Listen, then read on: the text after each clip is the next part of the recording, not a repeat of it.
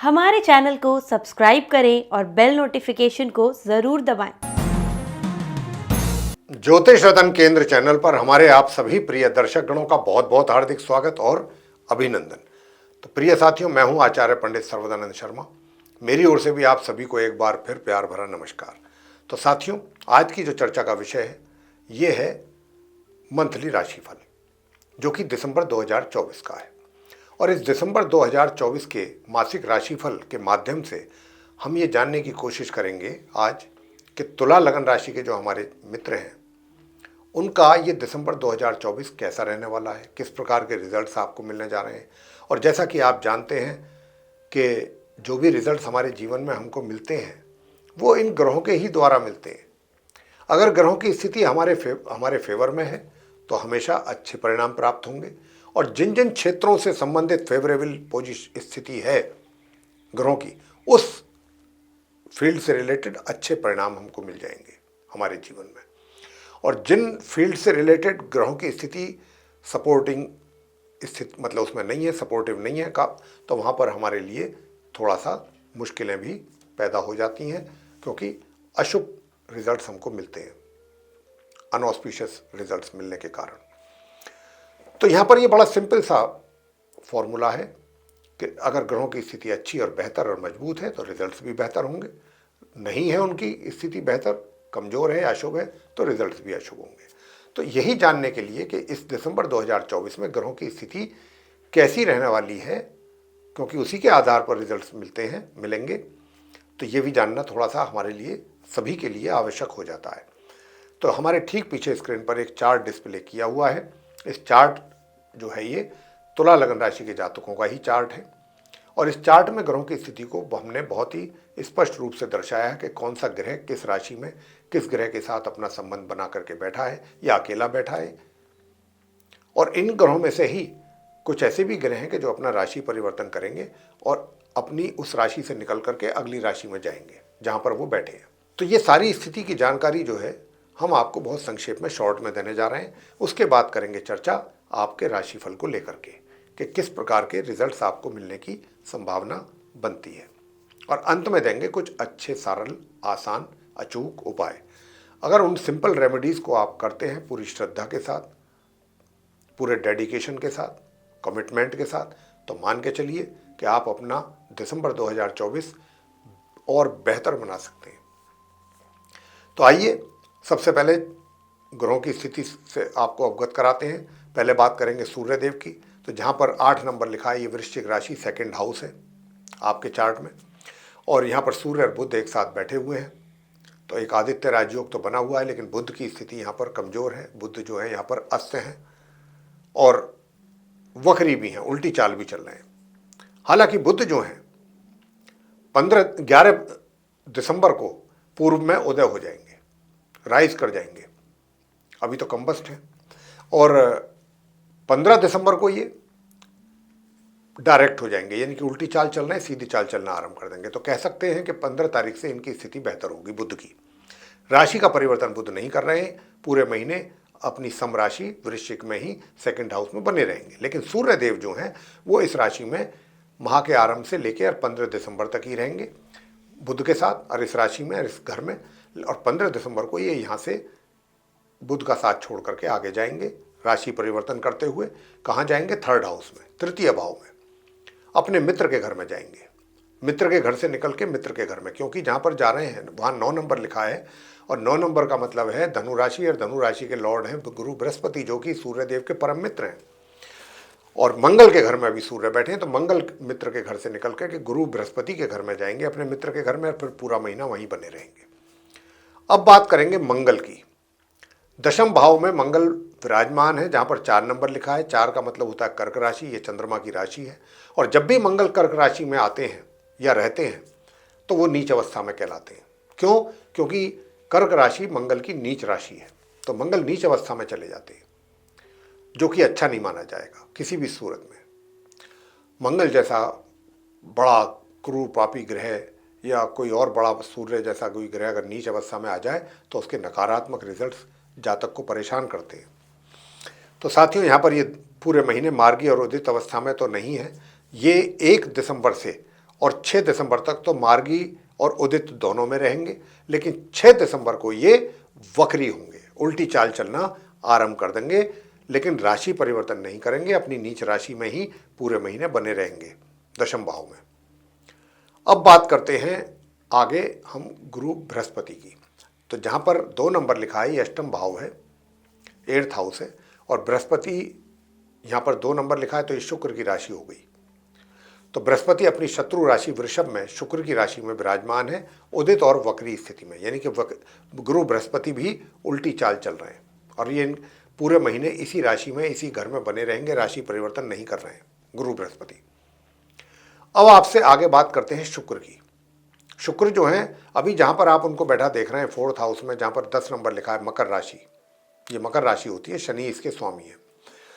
तो हालांकि शुक्र के शनि मित्र हैं, शनि शुक्र के मित्र हैं, तो शुक्र जो है अपने मित्र के ही घर में, लेकिन ये यहाँ पर 4th भाव में यानी कि 4th हाउस में ये आएंगे 2 दिसंबर को, 1 दिसंबर और 2 दिसंबर को ये अपनी सम राशि धनु में बने रहेंगे, 3rd हाउस में जहाँ 9 नंबर है लिखा हुआ। फिर वहाँ से ये 2 दिसंबर को यहाँ आएंगे अपने मित्र के घर में, और यहाँ पर भी ये मार्गी उदित अवस्था में सिर्फ 28 दिसंबर तक ही रहेंगे, 2 दिसंबर से लेके 28 दिसंबर को ये फिर दोबारा अपना राशि परिवर्तन करेंगे और अपनी मित्र राशि मकर से निकल करके और फिर ये अगली राशि में जाएंगे जहाँ शनि बैठे हुए हैं, वो भी शनिदेव की राशि है और शनि उनके मित्र हैं। तो ये अपने मित्र के साथ जाकर के संबंध बनाएंगे 28 दिसंबर को, माह के अंत तक फिर वहीं रहेंगे। अब शनिदेव की बात कर लेते हैं। शनिदेव पहले से ही यहाँ पर विराजमान है, जहाँ पर 11 नंबर लिखा है, ये 5th हाउस है, पंचम भाव, और ये पूरे महीने मार्गी और उदित अवस्था में इसी अपने घर में बने हुए रहेंगे, कोई राशि परिवर्तन नहीं करेंगे। राहु की बात करें तो राहु जो है जहाँ पर 12 नंबर लिखा हुआ है, ये मीन राशि है बृहस्पति की और 6ठा भाव है, तो इसी घर में बने रहेंगे राहु पूरे महीने अपनी समराशि मीन में। अब बात कर लेते हैं केतु की, जहाँ पर 6 नंबर लिखा है वो कन्या राशि कहलाती है, बुध की राशि है, और केतु की ये सम राशि है और 12 भाव 12th हाउस है, तो केतु भी अपने इसी राशि में सम राशि में बने रहेंगे पूरे महीने इसी प्रकार। तो ये थी ग्रहों की स्थिति। आप जो हमारे तुला लगन राशि के जातक हैं उनके लिए, लिब्रा असेंडेंट बेस्ड जो पर्सन्स हैं, अब इन ग्रहों की स्थिति के आधार पर आपको किस प्रकार के रिजल्ट्स मिलने की बात है उसके विषय पर, उसके ऊपर चर्चा होगी। सबसे पहले बात करेंगे आपके करियर को लेके, प्रोफेशन को लेके, वर्क प्लेस को लेके। तो साथियों, जैसा कि मैं आपसे बराबर बता रहा हूं कि मंगल क्योंकि यहाँ नीच अवस्था में है, तो अपने कार्यों को काफ़ी सोच समझ करके कीजिएगा। जो भी जिम्मेदारियां आपके ऊपर हैं उनको भी बहुत गंभीरतापूर्वक लें, हल्के में ना लें किसी भी कार्य को, चाहे छोटे से छोटा कार्य हो चाहे बड़े से बड़ा कार्य हो, किसी भी कार्य को हल्के में नहीं लेना है और किसी भी व्यक्ति के साथ उलझना नहीं है, चाहे वो आपका जूनियर है, चाहे कलीग है, चाहे सीनियर है या बॉस है, कोई भी है, क्योंकि बेशक मंगल वक्री हो रहे हैं 6 दिसंबर से, मैं मानता हूं, और शुक्र के शुभ प्रभाव में भी रहेंगे, लेकिन उसके बावजूद भी क्योंकि क्रूर और पापी ग्रह हैं, मंगल बड़े ग्रह हैं, तो इनके नेगेटिव रिजल्ट्स भी मिलने से हमको मतलब ये नहीं सोचना चाहिए कि नहीं मिलेंगे, ये पूरी संभावना है। तो हमको अपने कार्यों पर पूरा फोकस करना है, सबको सहयोग देना है। कोई हमारा सहयोग कर रहा है नहीं कर रहा है, हमको इस बात को दिमाग में बिल्कुल नहीं लाना है, बस अपने कार्य को करना है ईमानदारी के साथ, सिंसियरिटी के साथ, और अपने वहाँ से निकल के आ जाना है। किसी के साथ भी आप ऐसा ना बोलें कि जिसको कोई बुरी लग जाए बात, क्योंकि जब तक मंगल यहाँ पर नीच अवस्था में है, कार्यस्थल पे आपको बहुत सजग रहना पड़ेगा। वैसे आपको कोई बहुत विशेष नुकसान आपका कोई या कोई परेशान आपकी लिए पैदा हो, इसकी संभावना तो बहुत ना के बराबर है, लेकिन फिर भी अगर सावधानी बरती जाए तो इसमें हर्ज क्या है। और साथियों, वैसे मैं आपको बता दूं कि देखिए, पहले 15 दिन जो हैं, आप तुला लगन राशि के जातक अगर कोई मार्केटिंग वगैरह से रिलेटेड हैं, या कोई लॉयर वगैरह हैं, या कोई मोटिवेशनल स्पीकर हैं, जहाँ पर भी आपका बोलने का कार्य है, तो वहाँ पर आप काफ़ी सक्सेसफुली अपने कार्यों को पूरा करेंगे और उसमें अच्छी सक्सेस भी मिलेगी आपको। यूँ तो माह के मध्य से अंत तक भी मिलेगी, ऐसा नहीं है, क्योंकि बुध बैठे होंगे, आप काफ़ी सॉफ्ट स्पोकन भी रहेंगे, जो कि बहुत अच्छा है आपके लिए, क्योंकि उधर मंगल नीच के, जैसा मैं कह चुका हूँ, वर्क प्लेस को लेकर के परेशानियां पैदा कर सकते हैं। तो आपके लिए ऐसे समय पर, ऐसे मौके पर सॉफ्ट स्पोकन होना तो बहुत ज़्यादा ज़रूरी है, और वो होंगे आप, क्योंकि बुध आपको सपोर्ट कर रहे हैं। तो ये आपके लिए एक उपाय से कम नहीं है। अगर आप किसी के साथ सॉफ्ट अपना बिहेव करते हैं, अच्छा बिहेव करते हैं, गुड बिहेव करते हैं, या सॉफ्ट स्पोकन है अगर आप। अब मैं आपको सुख सुविधाओं की बात करूंगा। सुख सुविधा या आपके धन के आगमन या धन का लाभ। तो देखिए, जहां तक धन के लाभ का प्रश्न है, तो धन का लाभ आपको मिलेगा। धन का संचय भी करेंगे आप, ऐसी बात नहीं है। लेकिन धन का लाभ जिस मात्रा में आपको मिलना चाहिए, उसमें निश्चित रूप से कुछ कमी महसूस जरूर करेंगे। धन का संचय भी करेंगे, करते रहेंगे पूरे महीने के लिए, आपको कोई दिक्कत नहीं आएगी। जब चाहें करें, आसानी से कर पाएंगे, अच्छा रिटर्न भी ले लेंगे ठीक ठाक। और घर परिवार के सदस्यों के साथ भी आपका बहुत अच्छा तालमेल चलता रहेगा।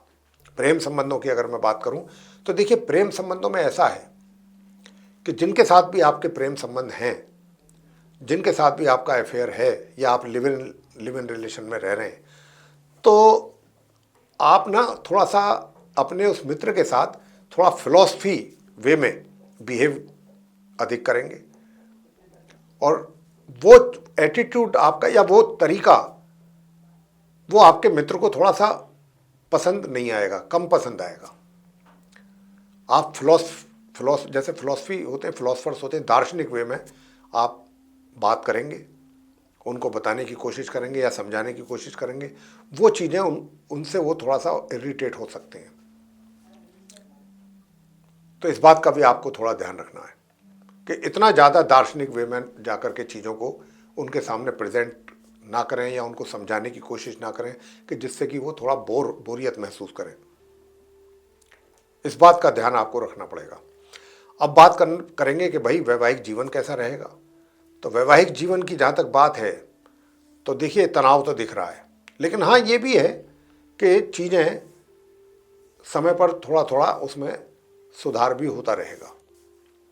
लेकिन फिर भी ओवरऑल टेंशन तो रहेगी किसी ना किसी बात को लेकर के।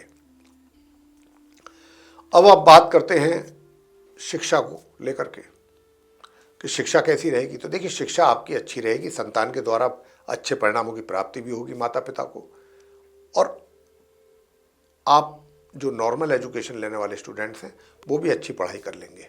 हायर स्टडीज़ करने वाले स्टूडेंट्स को मैं कहना चाहूँगा कि माह के मध्य से कुछ ज़्यादा इम्प्रूवमेंट होगा आपके रिजल्ट्स में। और जहाँ तक स्वास्थ्य का प्रश्न है, स्वास्थ्य भी आपका नॉर्मल चलता रहेगा। कोई ऐसा नहीं है कि बहुत स्वस्थ हैं या बहुत अस्वस्थ हैं, ऐसा कुछ नहीं है। एक नाम एवरेज हेल्थ आपका बना रहेगा। उपाय अब आपको क्या करना चाहिए, तो मैंने देखा कि सिर्फ और सिर्फ मंगल नीच की अवस्था में रहने के कारण कार्य क्षेत्र में आपके लिए विघ्न पैदा ना हो, परेशानियां आपको ना मिले। हालांकि 6 दिसंबर से वक्री भी हो रहे हैं, तो आपको यहाँ पर मंगल के मंत्रों का उच्चारण नियमित रूप से 1 माला या 3 माला जरूर कर लेना चाहिए साथियों। और पराक्रम अच्छा बना देखना चाहते हैं तो बृहस्पतिवार के दिन केले के वृक्ष की पूजा जरूर करें, और इस मंत्र का जाप करें। ओम क्राम क्रीम क्रोम सह भौमाय नमः 1 माला या 3 माला नियमित रूप से करें। और हनुमान चालीसा का पाठ कर सकते हैं तो और भी अच्छा है, और हनुमान जी की आरती। तो ये था मेरे प्रिय साथियों, आप तुला लगन राशि के जातकों का मंथली राशिफल दिसंबर 2024 का। यदि आपको ये चर्चा, ये वीडियो पसंद आया है तो इसको लाइक जरूर कर दें, और चैनल को भी सब्सक्राइब करना ना भूलें। अधिक से अधिक मात्रा में यदि आप इस वीडियो को शेयर करेंगे दूसरे लोगों के साथ, तो वे लोग भी इस जानकारी का अच्छा लाभ हासिल कर सकेंगे। और यदि आप चाहते हैं कि आने वाले दिनों में जो भी वीडियोस हमारे बनेंगे एस्ट्रोलॉजी के टॉपिक पर, वे सभी आप तक पहुंच सकें और आप उन सभी वीडियोस का लाभ ले सकें प्रॉपरली, तो फिर आप बिना देर किए बेल आइकन जरूर प्रेस करें। तो साथियों, इसी के साथ इस कार्यक्रम को समाप्त करेंगे और अपने आप सभी प्रिय दर्शक गणों से लेंगे इजाज़त। तो आप सभी का सहृदय बहुत बहुत धन्यवाद। जय माता दी।